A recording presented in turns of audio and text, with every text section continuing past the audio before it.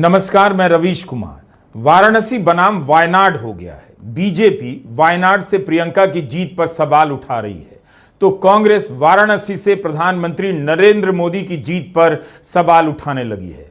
15 अगस्त को प्रधानमंत्री नरेंद्र मोदी लाल किले की प्राचीर से ऑपरेशन सिंदूर को लेकर गरज रहे होंगे, लेकिन 14 अगस्त उन पर चोरी से लोकसभा का चुनाव जीतने का आरोप लगा रहा है।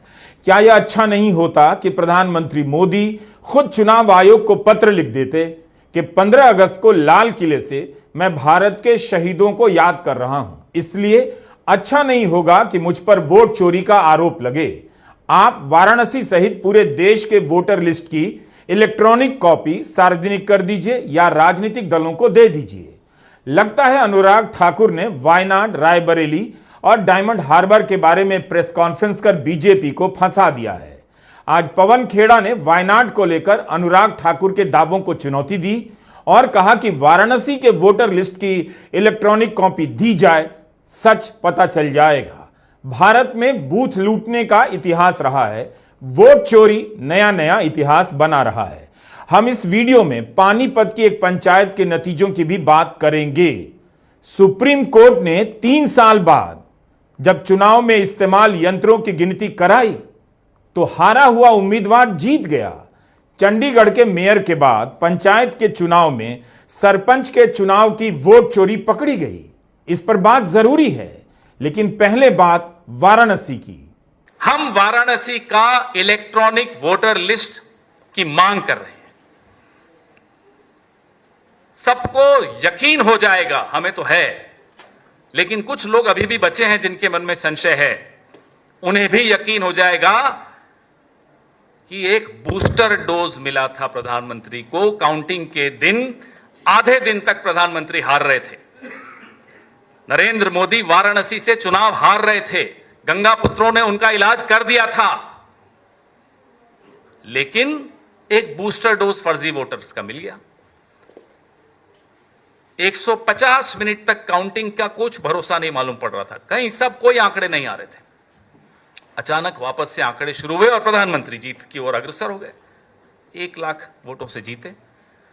अगर ये आंकड़े हमारे पास आ जाते हैं, इलेक्ट्रॉनिक वोटर लिस्ट हमारे पास आ जाती है वाराणसी की, ये साबित हो जाएगा कि प्रधानमंत्री भी गद्दी को चुरा कर बैठे हैं। चोरी की कुर्सी है। वोट चुराया, चुनाव चुराया, कुर्सी चुराई। ये 3 चोरियां इस प्रधानमंत्री ने की हैं और कल ये अनुराग ठाकुर ने खुद साबित कर दिया। अब देखते हैं बीजेपी जवाब क्या देती है। क्या वायनाड और वाराणसी के वोटर लिस्ट की जांच होगी या केवल आरोप प्रत्यारोप लगते रहेंगे और चुनाव आयोग फुटबॉल मैच की तरह देखता रहेगा? वाराणसी से कांग्रेस के उम्मीदवार अजय राय ने कई बार यह मुद्दा उठाया, लेकिन कांग्रेस ने वाराणसी के मसले पर पहली बार इस तरह से आक्रामक रूप धारण किया है। लगता है वायनाड का मुद्दा उठाकर अनुराग ठाकुर ने कांग्रेस को हल्की गेंद दे दी। वाराणसी में अजय राय लगातार प्रदर्शन कर रहे हैं। सपा और कांग्रेस ने तो अजय राय को जीता हुआ मानकर माला भी पहना दिया है। इस तरह से प्रतीकात्मक विरोध शुरू कर दिया है। 2 चोर हैं, एक ने कल प्रेस वार्ता कर दी थी, गोली चलाई हम पर लगी चुनाव आयोग को। तभी तो कैबिनेट से बाहर कर दिए गए। गोली भी नहीं चलानी आती।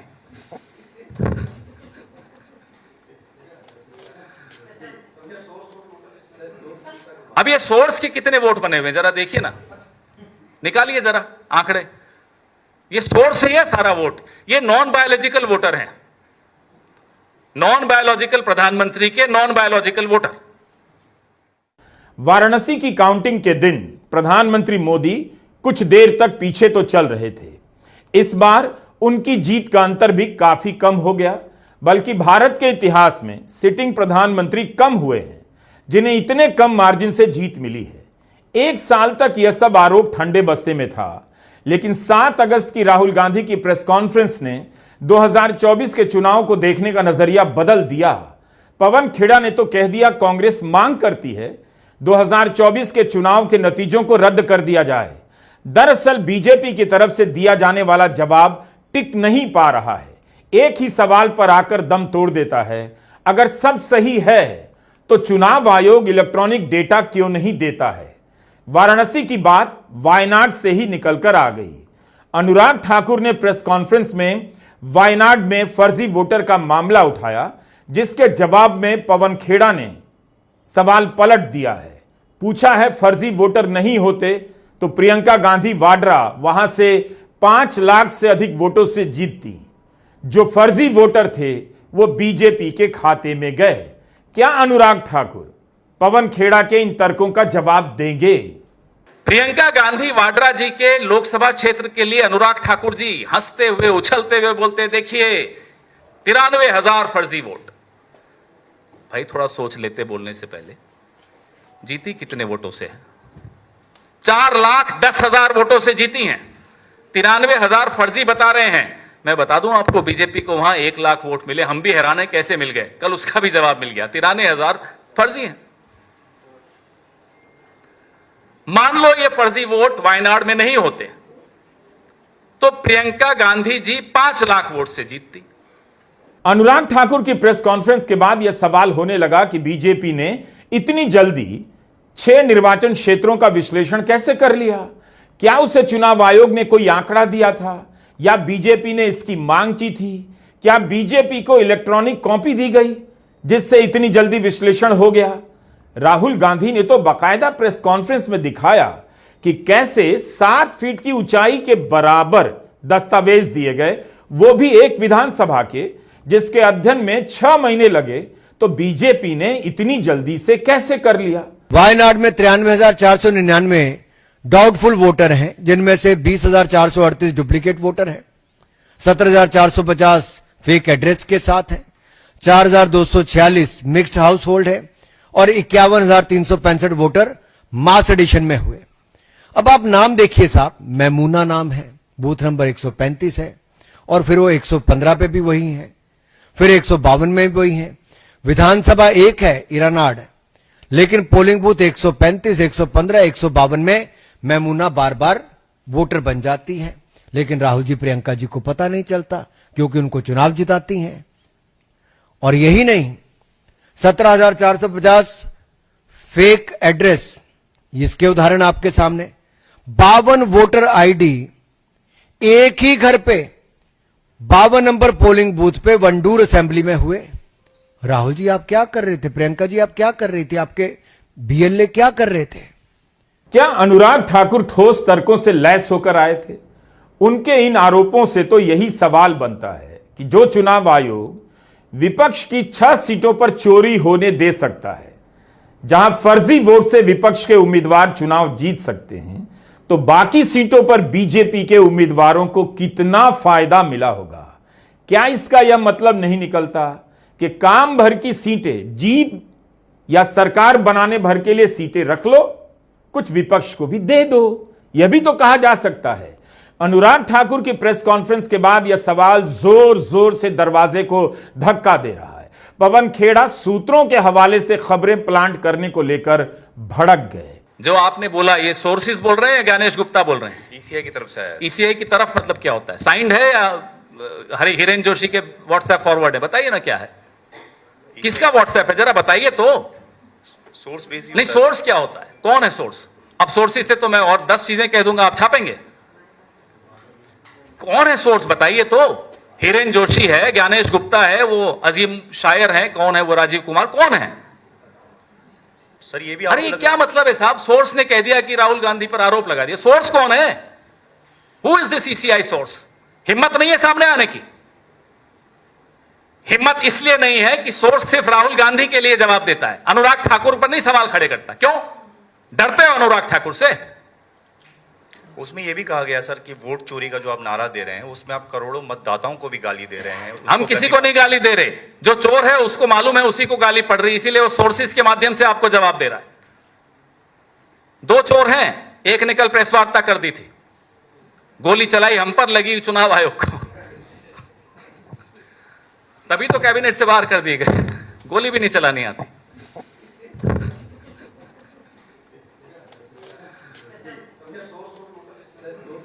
अब ये सोर्स के कितने वोट बने हुए जरा देखिए ना, निकालिए जरा आंकड़े। ये सोर्स है ये सारा वोट, ये नॉन बायोलॉजिकल वोटर हैं। नॉन बायोलॉजिकल प्रधानमंत्री के non biological voter. Pawan Khera ने कहा कि जब कांग्रेस वोट चोरी का पर्दाफाश कर रही थी तब कहा गया संस्थाओं में यकीन नहीं करती। जब अनुराग ठाकुर फर्जी वोटर गिना रहे हैं तो क्या वे संस्थाओं पर सवाल नहीं कर रहे?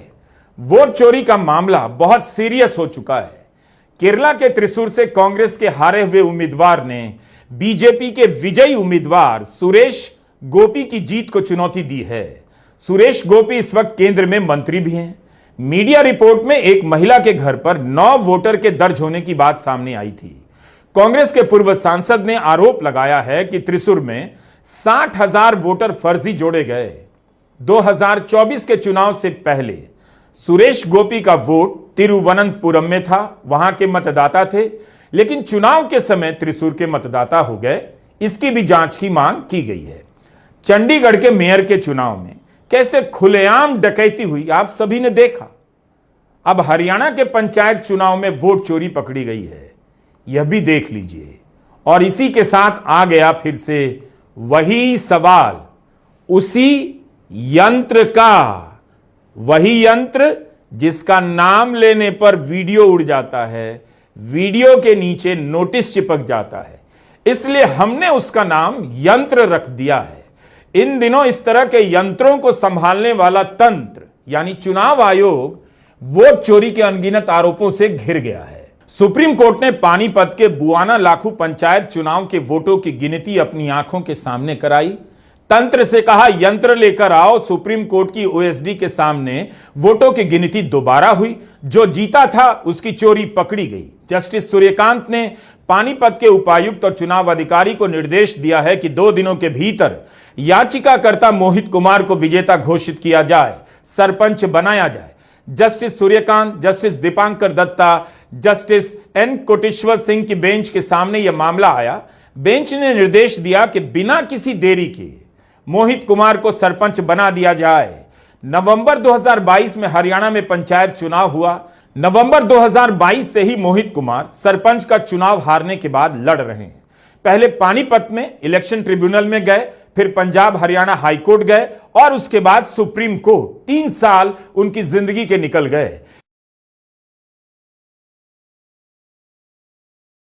पहली बार कोर्ट के सामने यंत्र लाया गया, वही यंत्र, गिनती हुई तो नतीजे पलट गए। यंत्र को तंत्र ने नहीं बदला, बल्कि तंत्र यंत्र की तरह मनमानी करने लगा है, दुस्साहसी हो गया है। क्या पता मोहित कुमार जैसे और भी हों जिन्हें हरा दिया गया हो। सुप्रीम कोर्ट के रजिस्ट्रार के सामने सभी बूथों का यंत्र रखा गया, गिनती हुई, गिनती की वीडियोग्राफी हुई सबके सामने, और कोर्ट ने नतीजा स्वीकार कर लिया। मोहित कुमार 51 वोटों से विजयी घोषित कर दिए गए। तो यह सब हो रहा है, वही प्रशासन है जो विधानसभा और लोकसभा के समय चुनाव आयोग बन जाता है, स्वायत्तता और निष्पक्षता का नाटक करता है। वही प्रशासन, वही जिसने पंचायत चुनाव में वोटों की ऐसी गिनती कराई कि हारा हुआ जीत गया। किस पर भरोसा करें, किस पर नहीं, सजा किसी को होती नहीं। चंडीगढ़ के मेयर चुनाव में अनिल मसीह को सुप्रीम कोर्ट ने क्या क्या नहीं कहा कि आप चुनावी प्रक्रिया में हस्तक्षेप कर रहे हैं, यह लोकतंत्र की हत्या है। कोर्ट की निगरानी में फिर से बैलेट पेपर चेक किया गया, दोबारा चुनाव हुआ। आम आदमी पार्टी के उम्मीदवार ने बीजेपी के उम्मीदवार को हरा दिया, मगर अनिल मसीह को सजा नहीं हुई। लोकतंत्र की हत्या में शामिल लोग सजा से बच जा रहे हैं। अगर पूरे पंचायत चुनाव की गिनती हो जाए, न जाने क्या क्या निकल आएगा। राहुल गांधी 16 दिनों के लिए बिहार की सड़कों पर उतरने वाले हैं। वोट चोरी के मुद्दे को लेकर 17 अगस्त से 23 जिलों का दौरा करेंगे। इस वीडियो में राहुल गांधी के साथ साथ तेजस्वी यादव भी बार बार दिख रहे हैं। सीपीआई माले के दीपांकर भट्टाचार्य भी दिख रहे हैं। इस यात्रा का मकसद होगा वोट चोरी के बारे में लोगों को बताना, एसआईआर के बारे में जनता से बातें करना। 16 दिनों में 50 सीटों की यात्रा होने जा रही है। इसके लिए राहुल गांधी लगातार बिहार में रहेंगे, वहीं प्रवास करेंगे। इसके पहले जनवरी 2024 में राहुल गांधी ने बिहार में 5 दिनों की अलग से भारत जोड़ो यात्रा की थी। उन्होंने कहा है कि वोट चोरी केवल चुनावी मुद्दा नहीं, अब की बार मोदी सरकार, अब की बार ट्रंप सरकार और अब की बार वोट चोरों की हार।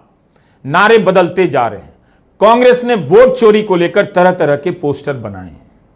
अलग अलग तरीके से दिखाया जा रहा है कैसे वोट चोरी की गई है। ये पोस्टर बता रहे हैं कि कांग्रेस